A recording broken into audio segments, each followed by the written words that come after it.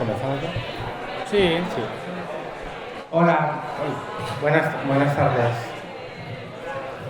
¿Qué tal? Os agradezco mucho la asistencia. Hoy venimos a acompañar a Salvador Bayarri en la presentación de su última novela, Holocracia.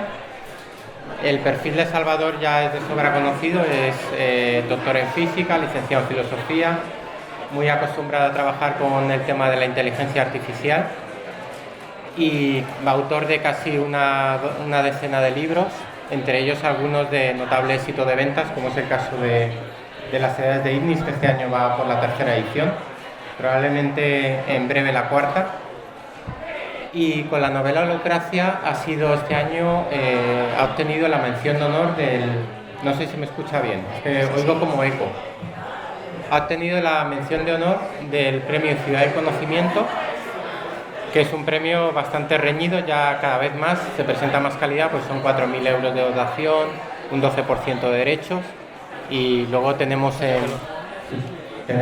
entre los miembros del jurado, este año ha estado José María Merino, Premio Nacional de Narrativa, que por cierto hoy está por aquí su hija presentando una novela juvenil, Ana Merino.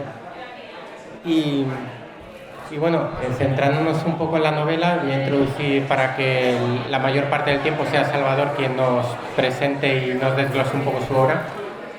Holocracia es un término que alude a una forma de organización horizontal donde no hay jerarquía, tanto la toma de decisiones como las autoridades se distribuyen a nivel horizontal, ¿no? Y esto a nivel de una empresa, digamos que en sí mismo es una utopía, porque estamos acostumbrados a una jerarquía en la que hay una serie de mandos intermedios, los jefes, ¿no? Y las personas que están en el nivel más bajo. Pero es una utopía bastante realista, que incluso podría llevarse a cabo, porque claro, no hablamos de... Es complicado porque, claro, trabajar en una empresa en la que todo el mundo tenga capacidad de decisión puede ser un gallinero, ¿no? Pero si ya metemos de por medio la inteligencia artificial, digamos que adoptara ese rol de distribuir las tareas, de definir las decisiones funcionales, digamos, de cada persona de ese engranaje, pues podría ser algo que funcionase absolutamente magistral, ¿no? Entonces, lo que plantea el autor en esta novela precisamente es ese modelo trasladado a la gestión de una sociedad. O sea, ¿cómo podría funcionar una sociedad utópica en la que una inteligencia artificial optimizada, bien intencionada, fuera capaz de recolectar los deseos de cada persona, de cada ciudadano, como si fuera una mente colectiva, una mente enjambre, y a partir de ahí se gestionara la sociedad sin necesidad de ambiciones políticas? Digamos que fuera la inteligencia artificial la que eligiera a una persona cuyo único objetivo y fin sea mirar por el pueblo. Entonces, es todo muy utópico y suena muy de ciencia ficción precisamente, ¿no? Pero es el concepto que desarrolla magistralmente en esta novela. Es una novela en la que nos encontramos en un futuro, en un mundo futuro, a través de 4 narradores en primera persona, que son los 4 protagonistas, y en ese mundo viven confrontados, pero digamos en un equilibrio, en perfecta armonía, 2 sociedades totalmente distintas. Una está basada una está muy alejada de la tecnología por un evento que hubo en el pasado y vive refugiada en los valles, no solo desanclada de la tecnología, sino también un poco de la medicina, del avance médico, ¿no? Y otra que es todo lo contrario, que también es una sociedad utópica, porque vive gestionada por una inteligencia artificial que es capaz de gestionar todos los estratos de la sociedad. Y en esta novela, una de las cosas que a mí me ha parecido más definitoria de la obra, que no había visto con tanta maestría, digamos, en una obra similar, es el tema de los personajes antagónicos, porque existen varios personajes antagónicos que dentro de ese mundo en el que existe un frágil equilibrio entre esas 2 sociedades, quiere romper ese equilibrio como motor del cambio. Cada uno tiene sus motivaciones personales. Pero una de las cosas que me ha llevado a reflexionar esta novela es cómo el ser humano no es capaz de adaptarse a un estado constante. O sea, siempre necesita un cambio, siempre necesita ir más allá. Y en este caso hay un antagonista que, bueno, lo dijo uno de los miembros del jurado, fue José María Merino, y precisamente este recalcó cómo había sido capaz de trabajar la psicología de un personaje antagónico, que es principal en la novela, y yo personalmente también lo disfruté muchísimo, el karma que persigue a este personaje, porque al final, por el único objetivo que tiene, que es alcanzar la libertad, entendida como un concepto más interiorista, entendida como la libertad de ser tú mismo y de salirte del pensamiento colectivo, de salirte del rebaño, por así decirlo, ¿no? Y esta mujer, pues, lo que quiere es alcanzar esa libertad. O sea, no le convence es vivir en una sociedad en la que las máquinas son las que deciden cómo tiene que pensar. Y es una novela, como digo, a mí me entusiasmó cómo se trabajó la evolución de ese personaje y sobre todo el destino al que se ve abocado precisamente por luchar contra algo a lo que las masas, digamos, ya se han acostumbrado, y es una inteligencia no como la entendemos hoy.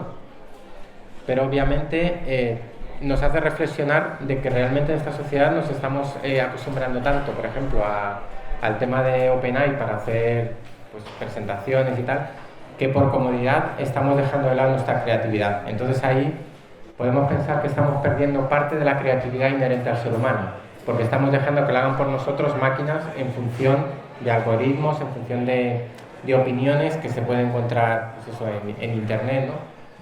Y es una novela bastante reflexiva. Yo creo que sin intencionalidad de que sea una obra adoctrinadora, ni mucho menos, es de estas que te permite reflexionar a qué modelos de sociedades nos dirigimos. Entonces, bueno, no quiero consumir más tiempo, que el personaje, o sea, que el autor, el maestro de esta obra sea quien nos hable de ella. Así que doy paso a Salvador Vallar. Gracias. Gracias, Jesús. Hola. ¿Sí? ¿Ahora? Coge el mío, sí. Este sí. Os cuento un poco el trasfondo de por qué llevo a ese planteamiento, digamos, utópico. Yo trabajo como colaborador de la Fundación Asimov, Proyecto Fundación Asimov, que tiene una finalidad divulgativa de la ciencia ficción, pero que hace años vimos como que toda la ciencia ficción actual se estaba orientando masivamente hacia la distopía. Sabéis que hay una tradición utópica desde hace muchos siglos que de alguna manera se ha ido perdiendo en favor de la distopía. Entonces nos planteamos el volver a recuperar, pues que la ciencia ficción cuente alternativas, que cuente futuros posibles que no necesariamente son posapocalípticos y terribles, sino que pueden tener cosas buenas. Entonces la idea de la novela parte en parte de ahí, ¿no? Cómo recuperar alternativas, formas de sociedad que no son la actual, que pueden tener sus cosas buenas y sus cosas malas, porque una de las cosas que reflejo es que cualquier planteamiento que podamos hacer de una sociedad perfecta siempre va a tener detractores o siempre va a tener gente a la cual no le va a parecer bien, ¿no? Y de ahí ese personaje que comentaba Jesús de la contraria, ¿no? De la individualista. Entonces el planteamiento es ese, tampoco se presenta una única forma de sociedad, sino como dos posibilidades, y lo interesante es cuando esas dos sociedades se encuentran, habiendo tenido evoluciones separadas, una hacia una forma, digamos, de vuelta a la naturaleza, pensada en los Amish o los cuáqueros, que renuncian a la tecnología y ellos viven con una organización pues eso, muy basada en la economía agrícola, muy tribal, y se encuentran con esta súper avanzada sociedad donde la inteligencia artificial de alguna manera lo controla todo. Cómo las dos intentan convivir o intentan comunicarse o intentan de alguna manera colaborar. Y luego esos cuatro personajes lo que presentan pues son diferentes visiones. Hay algunos a los cuales pues defienden cada uno su forma de vida y luego hay otros que ven problemas en ella, y eso da el juego de la historia. Claro, no es un ensayo, no hay una descripción ahí de los planteamientos políticos, sino que es como un trasfondo en el cual sucede la historia, es una aventura donde estos personajes viajan, conocen sus diferencias y se van revelando una serie de misterios que vienen del origen de esas sociedades. Se localiza pues, unos 5 años en el futuro, hubo una crisis del sistema capitalista global, con lo cual hubo una reacción de esas dos formas. Hubo gente que volvió hacia la naturaleza y hubo gente que desde las pequeñas comunidades empezó a buscar formas de autogestionarse utilizando inteligencia artificial, y eso es lo que llevó a que crearan esos dos mundos posibles o esas dos sociedades posibles en la Tierra. Entonces, bueno, me he alejado mucho de lo que era mi zona de confort, que era la ciencia ficción clásica, espacial, hard, y me ha parecido muy interesante pues volver a esa visión casi más antropológica de cómo podría evolucionar la sociedad humana. Comentaba Elia en la presentación anterior de ese papel de los robots y de las ginoides y de la inteligencia artificial. Ya se está planteando pues como una forma de superar los defectos de la democracia actual. Creo que todos somos bastante conscientes de los problemas que tenemos, ¿no?, con la estructura política, y que incluso pues puede llevar incluso a la destrucción de la propia democracia. Entonces el concepto de holocracia también se inserta como un intento de mejorar o de superar algunos de los problemas que tiene la democracia actual. Y hay gente que lo está planteando seriamente desde el punto de vista de filosofía política.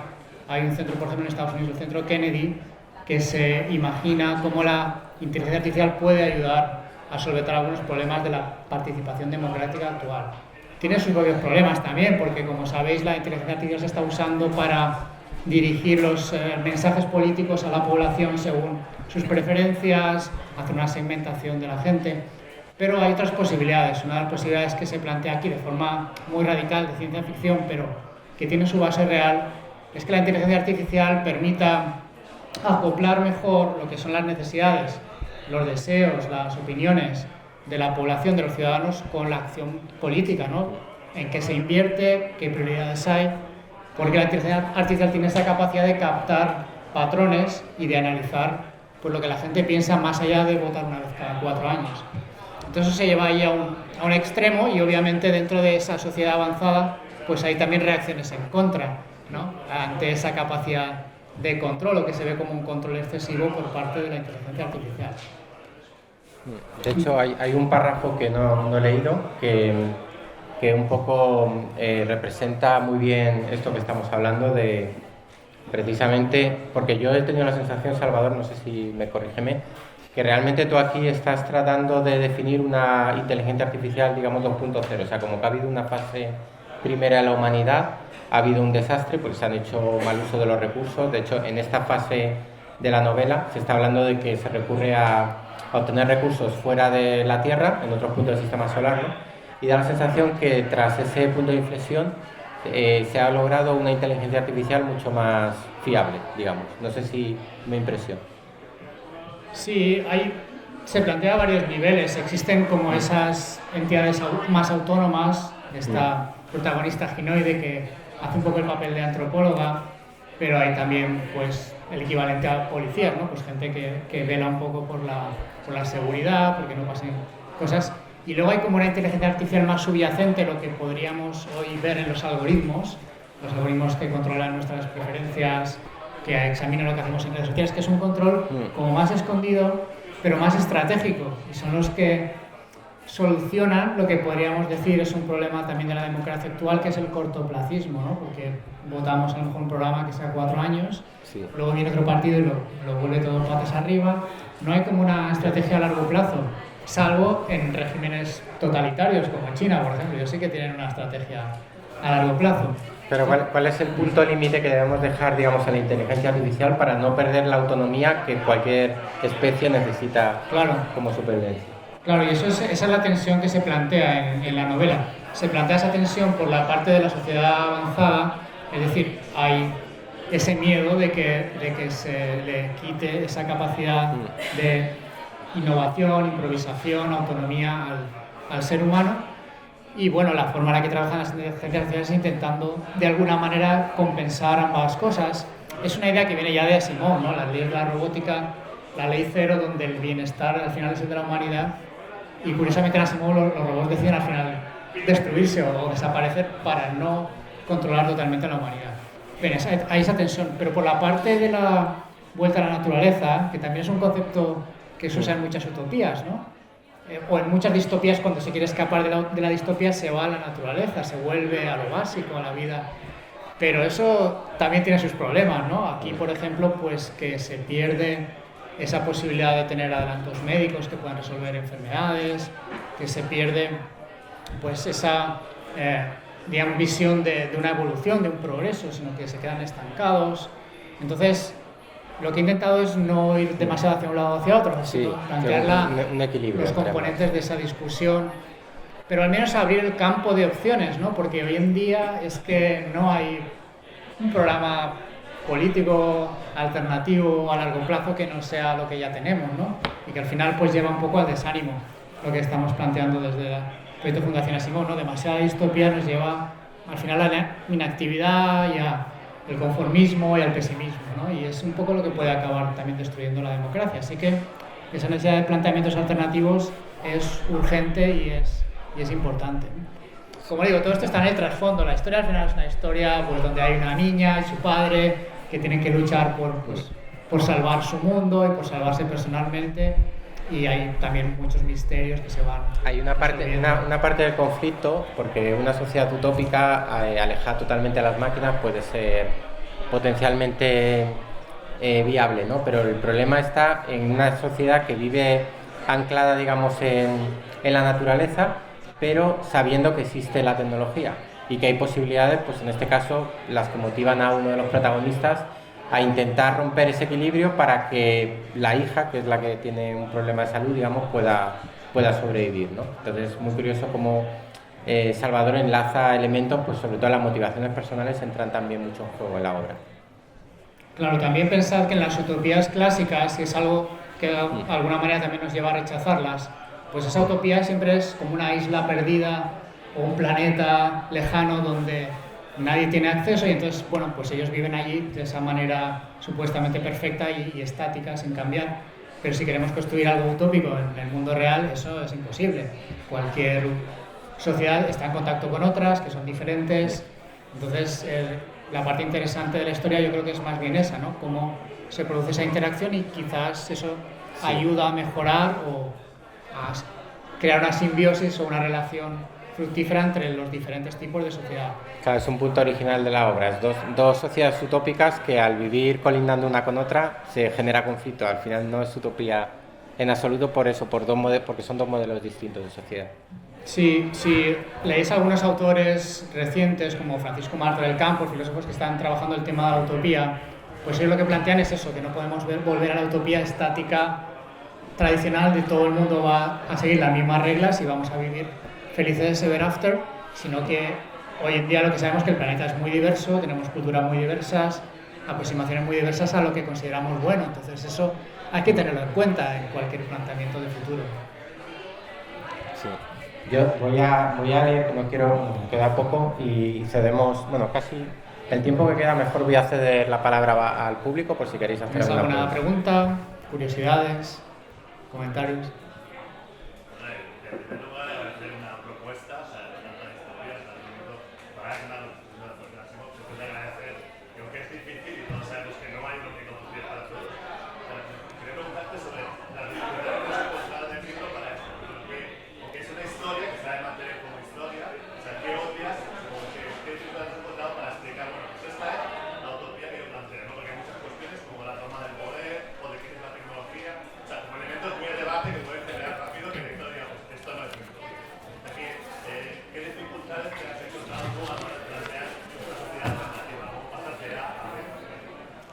Claro, es difícil.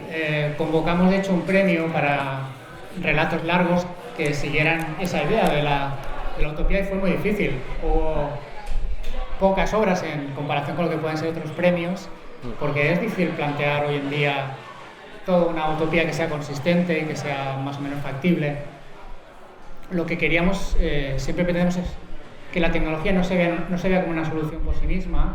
O sea, la tecnología puede ayudar, pero, por ejemplo, la utopía transhumanista actual, pues eso no va a solucionar los problemas de la gente común, ¿no? A lo mejor hay dos ricos que se trasplantan su conciencia o lo que sea.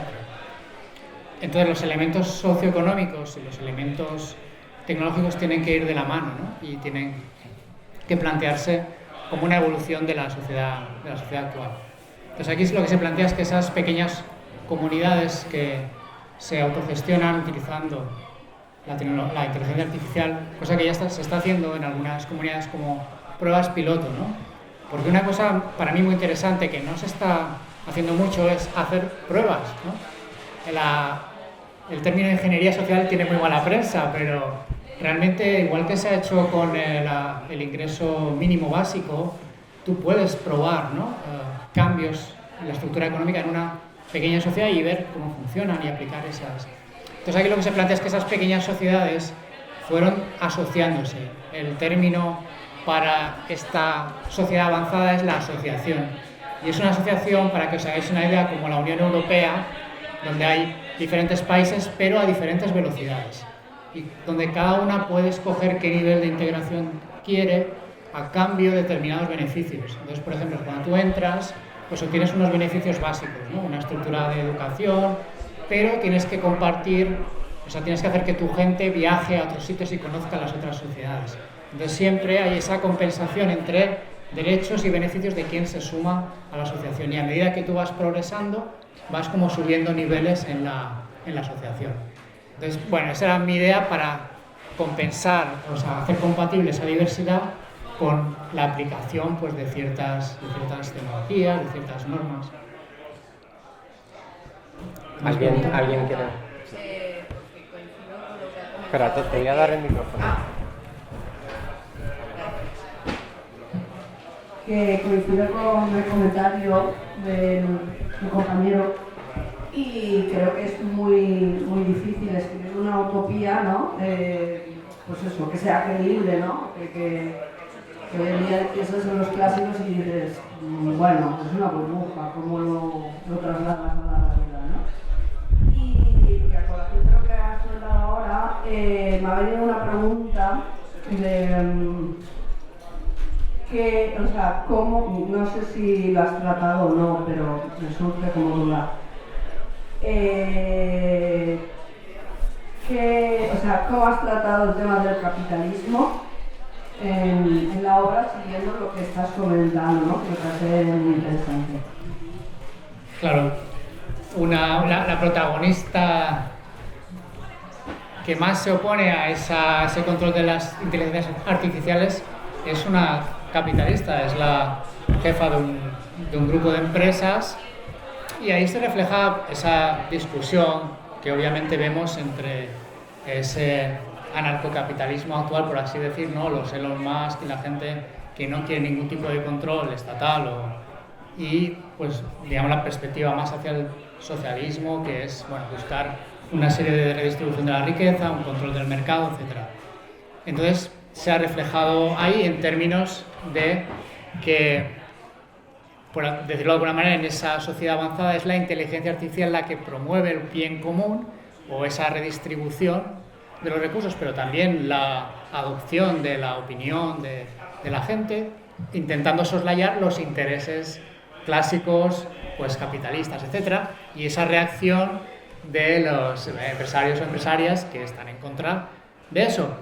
Y de alguna manera las propias inteligencias artificiales saben que el papel del individualista emprendedor es necesario también. Es decir, aquí lo que se propone es que hay que buscar un punto intermedio entre un control absoluto y la libertad individual. Y el engranar esas dos cosas es lo que es difícil, es lo que intentamos al final en nuestras democracias sociales, ¿no? Y ahí pues se intenta llevar eso un paso más utilizando la tecnología. Pero siempre va a existir esos puntos extremos, ¿no? Pero de alguna manera hay que acomodarnos. Lo que no puedes hacer como una utopía clásica es decir, no, pues todo el mundo adoctrinado y a seguir las reglas y tal. Eso no va a funcionar nunca. Bueno, no sé si hay tiempo para alguna última pregunta o por si acaso... Es la última charla, así que vamos a estar aquí hasta las 5. No, pero hombre, hay que salir. ¿Alguien más quiere hacer una última pregunta? Espera. ¿Algún libro que te ha inspirado a escribir este libro?